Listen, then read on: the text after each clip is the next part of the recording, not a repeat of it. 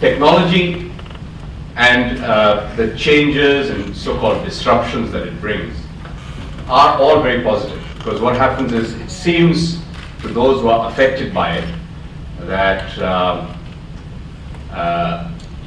that it is very disruptive. People start losing jobs because we are becoming more efficient. But the point is that we are moving away from inefficient roles, freeing up people to do things that that will create new and better jobs for them in other areas where they can specialize, learn new skills. And it's basically economies that learn to reskill their workforces that will be winners. But to look back at the last year has been a remarkably disruptive year in global politics. 2016, we had Brexit, we had the election of a neo-Nazi as President of the United States, we had and now we've just had the German election, where we've got a neo-Nazi party represented in parliament for the first time since the Second World War. The communists, the old East German Communist Party, having nearly 10% of the seats in the new German parliament. And of course, in France, the Front National came perilously close to winning the election, and was only thwarted by a complete neophyte who created a party that had no seats in parliament prior to this election. Emmanuel Macron is the savior of Europe, but he came from absolutely nowhere. He himself had never been elected. Not a single member of his party was a member of parliament at the time that he ran, and fortunately he won.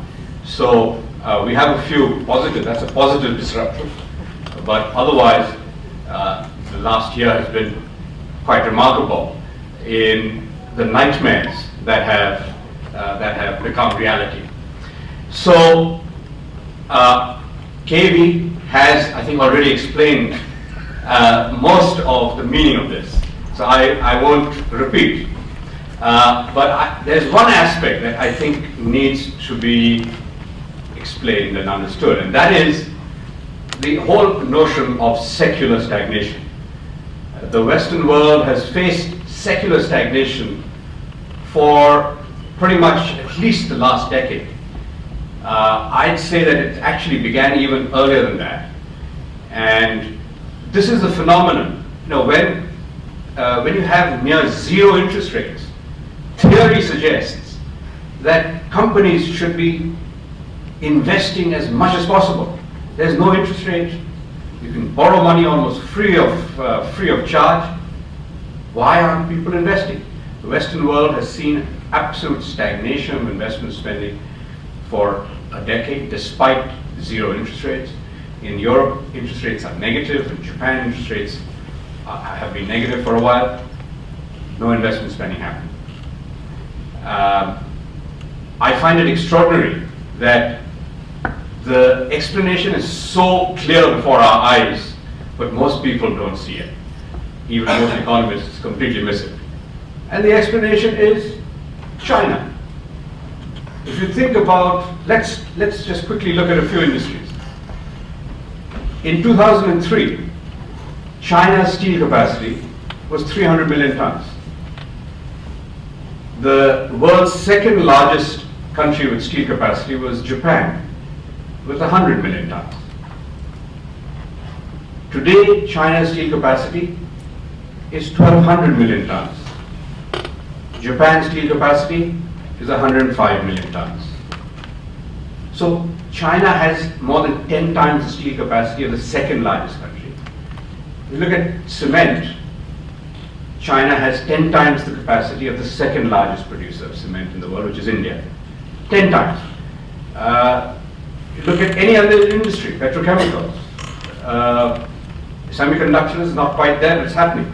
Now, how did this come about? Is this a natural state of affairs? If China was a normal capitalist economy, it would never have occurred. They would have stopped at 300 million tons. But China is not a normal capitalist economy. And the reason why it is even less capitalist than we think is that China was supposed to have a financial crisis in 2003. By 2003, China's banking system was more than bust. China had NPLs of 50%. When the Asian financial crisis happened, at the worst point of the Asian financial crisis, Korea's NPLs reached 24%. Korea and Malaysia about 24%. Banking systems are bust when you have NPLs of more than 20%. China was at 50%. Now, most people are not allowed to even say this, but S&P had a report which was swiftly withdrawn. S&P published a report in August 2003. Now all you can find is not that report, you can find newspaper reports about that report. At least those still exist.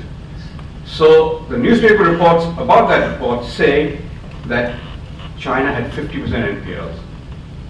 And it actually took 45% of banks' loans off the books at face value, which actually only increased moral hazard and encouraged banks to just lend as indiscriminately and irresponsibly as they had done in the past, if not more so. And so we now have a situation where the world's other fast-growing economies like India and Indonesia have loan growth of 4, 5, 6%, and the country with the most overcapacity in the world is lending as if there is no tomorrow. 15% loan growth year after year, and in the past year there has been a beautiful confidence trick pulled off by Xi Jinping. What he's done is last year he began to extend credit more. He ordered a few steel companies to reduce production, and this was passed off as capacity cuts. They're not capacity cuts. They are just reductions of actual production. So many steel mills have been told you can only produce for 276 days in the year, and must close the other days. So only 276 days. And so we've now had a massive boom in steel prices, which is only encouraging even more capacity creation. So the really big disruption to our world will be when the Chinese economic bubble bursts. And it is inevitable because the Chinese firstly have a massive financial bubble in the real estate sector. They have a massive bubble in industrial real estate, in industrial capacity. We looked at cement. The thing about cement is it cannot be exported. But with steel, we have seen the disruption to world steel markets as a result of China's exports. But the really big disruption that is to come at some point in the next 2 or 3 years, and we in Asia are going to feel the full brunt of it, is when the Chinese economic bubble bursts. Unfortunately, it is the grandmother of all bubbles. We've had, I used to call it the mother of all bubbles. My wife tells me I've been saying this for a long time. Well, I never said grandmother. I used to say mother of all bubbles.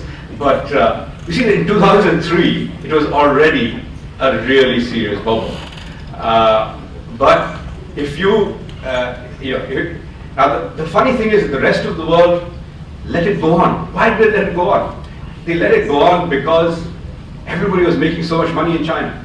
China was letting everybody else join the party. So when they took all the bad loans off banks' books, they said, hey, now ICBC is clean, please, let's invest. Goldman Sachs bought 20%. UBS bought 20% in BOC. Temasek bought 10%, etc. So they all bought in, and the party went on. But the chickens will eventually come home to roost. And frankly, the earlier they do, the better for all of us. Because if you have the great-grandmother of all bubbles by the time it bursts, then I think we'll all be buried deep into the ground. So sorry to have spoiled your evening, but that is the story.